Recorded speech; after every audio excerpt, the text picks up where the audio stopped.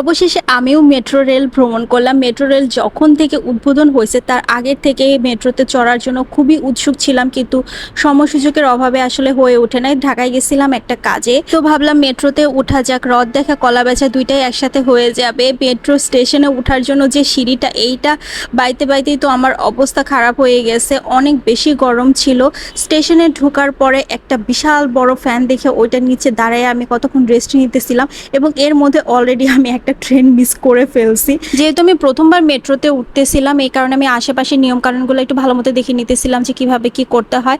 Ticket কাটলাম, আর এখানে যেটা দেখলাম যে এই মেশিন থেকে টিকিট কাটতে গেলে পুরানো আর ছেঁড়া টাকাগুলো নেয় না, ফিরিয়ে দেয়। টিকিট কাটার পরে আমি টিকিট কাউন্টার থেকে একদম উপরে উঠে গেলাম, যেখান থেকে মেট্রোতে উঠে আগের মেট্রোটা মিস করার জন্য অল্প কিছুক্ষণ আমার এখানে ওয়েট করা লাগছে। এই স্টেশনে একটা বড় ঘড়ি ছিল, এই ঘড়িটা আমার সবচেয়ে বেশি পছন্দ হয়েছে। অনেক বেশি ভিড় ছিল, পুরা রাস্তা দাঁড়িয়ে আসা লাগছে। মেট্রো রেল কিন্তু আসলে ঢাকাবাসীর জন্য একটা ব্লেসিং। না হলে এই জ্যামের শহরে তো আমরা কল্পনাও করতে পারি না যে এত কম সময়ের মধ্যে এক জায়গা থেকে আরেক জায়গায় পৌঁছানো যাবে।